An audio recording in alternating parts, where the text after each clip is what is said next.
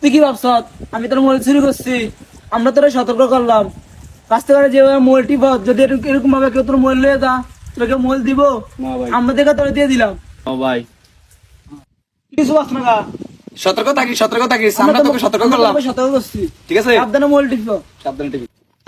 তুই বেটা, তুই টাকা খাইছিস, টাল নাই? আরে বেটা আমি সকাল থেকে বাইকের তেল আছে বেটা। 10 টাকা মূল্য বাদ গেল, 10 টাকা মূল্য বেতন দিত, তুই জানোস?